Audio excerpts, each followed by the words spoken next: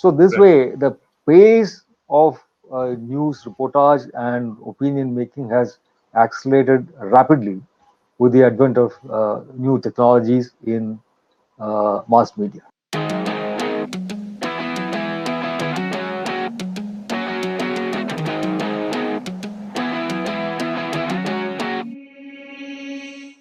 So the new challenge for traditional media houses also, and the serious business houses who are into media. The thing is that the advertising revenues, a huge chunk is now moving towards things which are online, media which is online. Some can be good, some may not be that good, some can be a challenge to the editorial values of accuracy that has been propagated for long.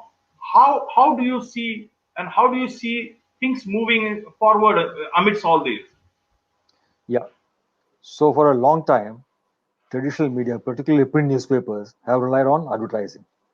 So Yes, for sir. a large group like the Times of India or the Hindustan Times, 90% of the revenue would come from advertising, only 10% Yes. from the cover price of the newspaper. Hmm. Hmm. Now things will have to change. Now, if you look at what has happened to the New York Times or the Washington Post or Wall Street Journal, their online editions have millions of subscribers. So they have a very large chunk of their revenue coming from subscriptions. And subscriptions, when they go up, the share of revenue that you get from people who want to access your site or read your news, when that goes up, your reliance on advertising comes down. You become less Right. vulnerable to the vagaries of the economic cycle or to the vagaries of advertising moves. So Right. this is yet to happen to that extent in this country, although papers are increasingly moving towards the subscription model. If you look at Business Standard, it is completely paid. You look at ET has something called ET Prime, which Right. you have to subscribe in order to read some stories. For example, any article that I write is put behind Prime. So if Right. a reader wants to read what I write, they have to subscribe to Prime. Uh, Right, sir. Similarly, uh, many people are moving to a hybrid model between paid and free. Some articles are free, some are completely free, but they still will invite the reader to subscribe to support good journalism. So there is an attempt to increase, diversify your revenue sources. So one is actually continues to be advertising, although that is getting more fragmented. It Yes. is very easy to say it is moving from print to print and TV, then from print and TV to print TV and online. But online is a huge universe. uh, Hmm. it'll go to mainstream news media, it'll go to shopping sites, it'll go to e-commerce sites, it'll go to a variety of entertainment, different kinds of sites. So Yes, sir. while the a large chunk of advertising budget goes to online media, it doesn't get concentrated on any single independent site apart from Google and Facebook.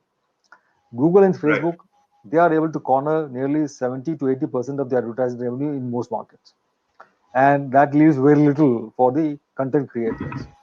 So this tussle is going on in many parts of the world, where the demand has arisen that Google and Facebook must share a part of the revenue they generate from showing the content of content creators with these content creators. If they are showing news from Times of India, the revenue they Yeah. generate from the ads that are carried alongside should be shared with Times of India. So the So, Australia has made a law saying this. The yes, it French are happened just requiring the same thing. Yeah. yes. Yes. So, how do you see? Is it likely that it can happen in India with so much competition also coming up and giving news free as such? So, and they rely on Google and Facebook to carry their news forward. To take it to its subscribers or readers wherever in the world. So my sense is that it's a function of education and revolution. Why have so many millions of people subscribed to New York Times and Washington Post and Wall Street Journal? Because people understand the value of reliable information, of authentic information, and so they subscribe. So in India, we haven't, we are only somewhere in the beginning of that journey, but we will also make that journey, and people will be willing to pay for the news they want to consume. In India, there is this an app called the Daily Hunt. uh, Yes. which makes people pay Hmm. for individual Yes, articles sir. or individual stories they read. Uh, Manohar Kahaniya might appear Right. on Daily Hunt, and people are willing to pay 1 rupee, 2 rupee to read one story. So the people Right, sir. paying for content is a model that has arrived. Now, how fast it will scale up, I don't know, but it will eventually scale up. So I'm pretty sure that people Yeah. will actually pay for their stories through at the same time, Yeah. a So, fairer yes, sir. distribution Correct. of advertising revenue between aggregators and content creators also would be most welcome and necessary. Yes, in this, sir, one very interesting point that has come up is that subscriber-based focused content and advertiser-based focused content. Till now, the general belief was that a newspaper will be very costly, so it's the advertisers who actually, bring the cost of a newspaper down from, from 10 rupees plus to around 2 rupees, 3 rupees. Now, with COVID coming in, a lot of advertising is gone, everything has gone online, but at the same time a lot of subscriber focused content has come up. A lot of subscriber focused self publishing platforms like Substack and others have come up. Now, when it is content focused, then there is something called the Ken which has come up. People, long form articles, people are reading it, they may have their own view on that. Some may find it credible, some may have a different view. Another aspect is that content creators have come up in huge numbers on different platforms, like Substack, as I said. For artists, it's the Patreon. Then Facebook is coming out. Twitter recently bought Review. That's an independent publishing platform. So, where there will be not much of checks and balances. Now, on one side, the subscriber focused content is the thing of the hour, and by the other side it is leading to to news and views which does not have any check anywhere. How do we you see that actually thing panning out? Because even traditional media houses, if they are going online, they are at the same time competing with people who may not be writing great content, but they may have a great readership, number of readership, and that is where the competition begins. Ajay, there is no clear answer to this.